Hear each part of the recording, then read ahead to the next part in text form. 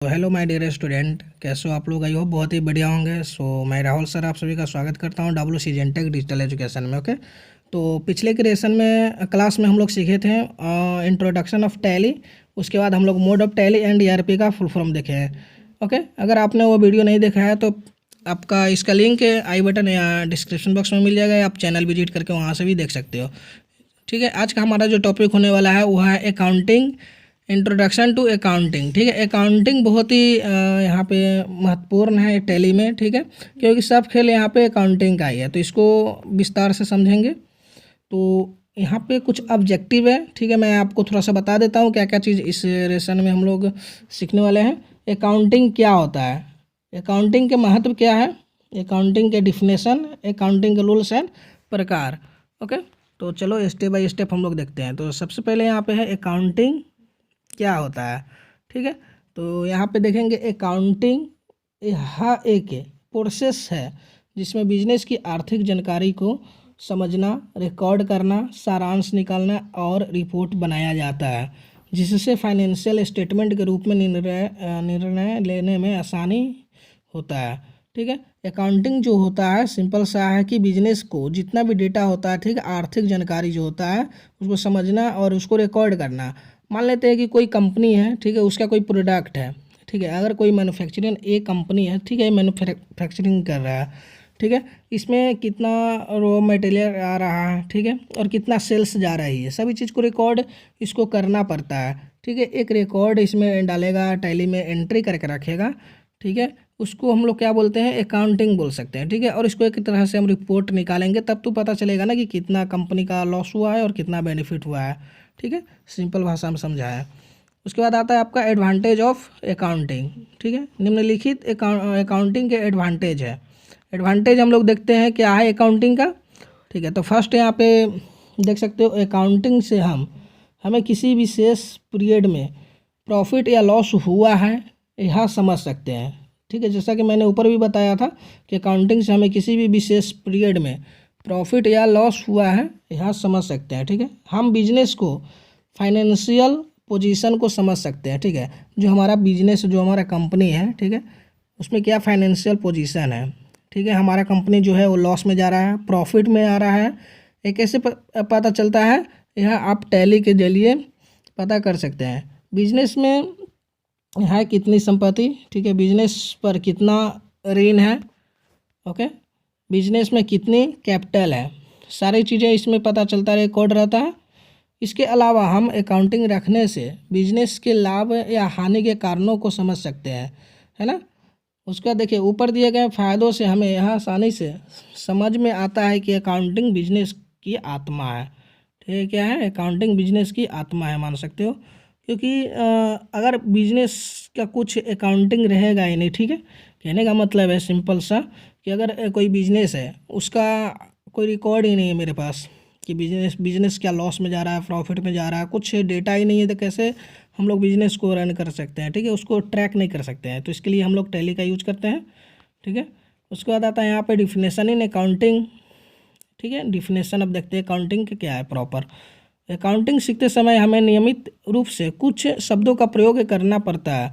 तो पहले हम इन शब्दों का अर्थ समझते हैं। तो सबसे पहला यह बहुत ही इम्पोर्टेंट है। ठीक है, आप लोग इसको ध्यान से देखना। ठीक है, अगर ये समझ में आ गया तो पूरा का पूरा आपको टैली समझ में आ जाएगा। अगर ये नहीं समझ में आया तो टैली समझने में थोड़ा बहुत आपको मुश्किल हो सकता है। ठीक है, इसलिए मैं यहाँ पे आसान भाषा में समझा रहा हूँ आपको। सबसे पहला है यहाँ पे आपका गुड्स। ओके, माल को बिजनेस में नियमित और मुख्य रूप से खरीदा और बेचा जाता है। ठीक है, कोई भी सामान जो होता है उसको बिजनेस में नियमित और मुख्य रूप से खरीदा और बेचा जाता है ना। ठीक है, कोई भी बिजनेस है, सामान या तो खरीदा जाता है या तो बेचा जाता है। ठीक है, उदाहरण के लिए एक किराना दुकान में साबुन, तेल आदि गुड्स है। क्या है, साबुन, तेल आदि गुड्स है, याद रखना। मुनाफे की खरीद और माल की बिक्री पर निर्भर करता है। ओके, यहाँ पे फिर मैं यहाँ पे एक बार रिवाइज कर रहा हूँ। ठीक है, माल को बिजनेस में नियमित और मुख्य रूप से खरीदा और बेचा जाता है। उदाहरण के लिए किराना दुकान में साबुन, तेल क्या है, गुड्स है। साबुन, तेल जो भी चीज़ें यहाँ पे किराना दुकान में क्या है, गुड्स है। ठीक है, मुनाफे की खरीद खरीद और माल की बिक्री पर निर्भर करता है। उसके बाद आता है यहाँ पे आपका एसेट्स। ठीक है, एसेट्स क्या होता है? एसेट्स कीमती चीज़ें होती है। क्या होती है? कीमती चीज़ें होती है। ठीक है, यहाँ पे ये चीज़ समझते हैं। ठीक है, जो बिजनेस के लिए आवश्यक होती है और बिजनेस की संपत्ति होती है। उदाहरण के लिए बिल्डिंग, व्हीकल, मशीनरी, फर्नीचर। ठीक है, एसेट्स क्या होता है? जो अगर आप कोई कंपनी स्टार्ट कर रहे हो या कोई ऑफिस खोल रहे हो तो उसमें एग्जांपल के लिए क्या हो सकता है? आपका फर्नीचर हो सकता है, बिल्डिंग हो सकता है, कोई गाड़ी है तो हो सकता है, या कोई मशीन लगा हुआ है तो वो आपका एसेट्स होगा। एसेट्स यानी संपत्ति। ठीक है, एसेट्स यानी संपत्ति होता है।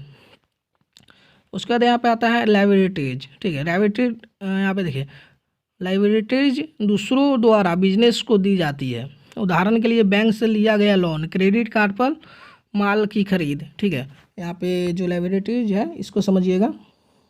ठीक है, यहाँ पे लायबिलिटीज क्या होता है? दूसरों द्वारा बिजनेस को दी जाती है। यानी कि अगर आपका एक कंपनी है, ठीक है, अगर आपके कंपनी में, ठीक है, या बैंक से लेके आप लोन लेके, ठीक है, क्या किए हैं? बैंक से लोन लेके, या कोई व्यक्ति है, ठीक है, बी पर्सन है, ठीक है, ये आपके कंपनी में कुछ इन्वेस्ट कर रहा है। क्या चीज़ के लिए? सामान के लिए। ठीक है, या क्रेडिट कार्ड पे आप सामान खरीद रहे हैं तो क्या हो जाएगा? लायबिलिटीज हो जाएगा। ठीक है, ये ध्यान में रखना। उसके बाद आता है आपका कैपिटल। ओके, अब कैपिटल क्या होता है इसको थोड़ा देखते हैं। कैपिटल यानी पूंजी जो बिजनेस के मालिक द्वारा किया गया है, निवेश होता है। यह कैपिटल कैश, गुड्स, ठीक है, कैपिटल कैश, गुड्स, एसेट्स के रूप में होता है। जबकि यह कैपिटल बिजनेस के मालिक द्वारा इन्वेस्ट किया गया है तो बिजनेस के अनुसार यह कैपिटल भी एक लायबिलिटीज होती है। ठीक है, कैपिटल क्या होता है? कैपिटल सिंपल से हम यहाँ पे समझते हैं। ठीक है, कैपिटल जो भी अमाउंट होता है कैपिटल में, कैपिटल यानी पूंजी जो बिजनेस के मालिक द्वारा किया गया निवेश होता है। ठीक है, जो भी कंपनी का ऑनर होता है, ठीक है, वह निवेश करता है। स्टार्टिंग में मान के चलते हैं, अगर आप एक बिजनेस ओपन कर रहे हैं तो उसमें सबसे पहले कोई आपको लोन नहीं देगा। ठीक है, या कोई आपको वहाँ पे शेयर नहीं खरीदेगा। तो सबसे पहले क्या करना होगा? आप मालिक हो तो आपको इन्वेस्ट करना पड़ेगा अपने बिजनेस में। ठीक है, तो क्या आप इन्वेस्ट कर रहे हो? कैपिटल इन्वेस्ट कर रहे हो। ठीक है, कैपिटल कैश, गुड्स या एसेट्स के रूप में भी होता है। ठीक है, यह कैपिटल आपका कैश में हो सकता है, कोई सामान खरीद रहे हैं उसमें हो सकता है, कोई एसेट्स के रूप में अगर फर्नीचर लगा रहे हैं उसके रूप में भी हो सकता है। ठीक है, जबकि यह कैपिटल बिजनेस के मालिक द्वारा इन्वेस्ट किया गया है। ओके, तो बिजनेस के अनुसार यह कैपिटल भी एक क्या है? लायबिलिटीज है। ओके, अब यहाँ पे थोड़ा सा देखते हैं क्या है डेप्टर। ठीक है, यह वीडियो पूरा लास्ट तक देखना, नहीं तो यहाँ पे टैली का कुछ समझ में नहीं आएगा।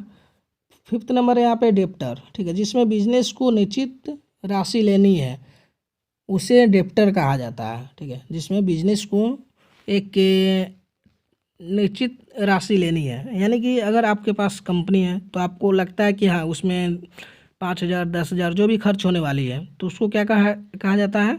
डेप्टर। अब एक होता है क्रिएटर। ठीक है, क्रेडिटर। ठीक है, अब यहाँ पे क्रेडिटर क्या हो सकता है? क्रेडिट है ना, डेबिटल होता है, डेबिट।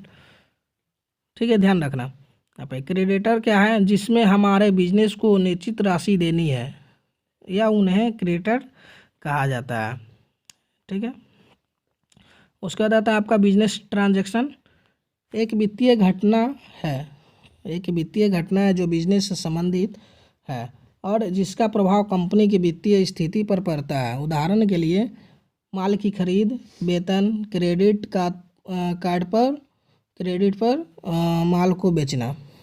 ठीक है, बिजनेस ट्रांजैक्शन क्या हो सकता है? कि वित्तीय घटना है जो बिजनेस से संबंधित है और जिसका प्रभाव कंपनी की वित्तीय स्थिति पर पड़ता है। उदाहरण के लिए माल की खरीद, वेतन एंड क्रेडिट पर माल को बेचना। ठीक है, ये सारी चीज़ें क्या हो सकता है? बिजनेस ट्रांजैक्शन हो सकता है। यानी कि अगर आपके बिजनेस में, अगर आपके कंपनी में कोई एम्प्लॉय काम कर रहा है, ठीक है, तो उसको तो पैसा देना होगा मंथली। ठीक है, तो वो भी बिजनेस क्या हो सकता है? कि बिजनेस ट्रांजैक्शन हो सकता है। ओके, अब यहाँ पे देखते हैं कैश ट्रांजैक्शन। जो ट्रांजैक्शन नकदी में किए जाते हैं उन्हें कैश ट्रांजैक्शन कहा जाता है। ओके, उसके बाद आता है आपका क्रेडिट ट्रांजैक्शन। जो ट्रांजैक्शन क्रेडिट पर किए जाते हैं उन्हें क्रेडिट ट्रांजैक्शन कहा जाता है। ये सब ध्यान रखना, छोट छोट बात है, ठीक है। अगर नहीं आया तो इसका स्क्रीनशॉट लेके रख लेना या कहीं पे नोट कर लेना। उसके बाद आपका यहाँ पे अकाउंट किसी ट्रांजैक्शन का स्टेटमेंट होता है जो किसी एसेट्स, लायबिलिटीज, आमदनी या खर्चे को प्रभावित करता है, ठीक है। अकाउंट क्या होता है? अकाउंट किसी भी ट्रांजैक्शन का स्टेटमेंट होता है जो किसी एसेट्स, लायबिलिटीज, आमदनी या खर्चे को प्रभावित करता है। ओके, उसके बाद आपका आता है रेजर, ठीक है। यह इम्पोर्टेंट चीज़ है, ठीक है। रेजर एक बुक होता है जिसमें पर्सनल, लीयर या नॉमिनल के सभी अकाउंट होते हैं, जिसकी एंट्री जनरल या सहायक पुस्तिका में होती है, ठीक है। इसको हम लोग आगे भी विस्तार से देखने वाले हैं रेजर को, ठीक है।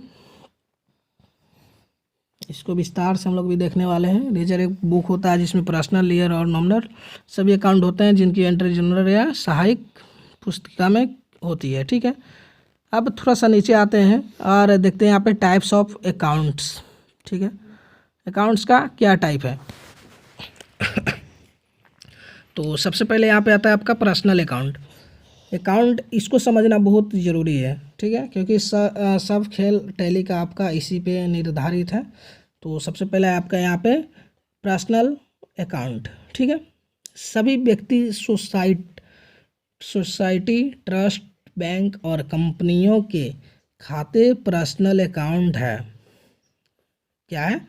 सभी व्यक्ति, सोसाइटी, ट्रस्ट, बैंक और कंपनियों के पर्सनल अकाउंट में है, ठीक है। खाते पर्सनल अकाउंट है।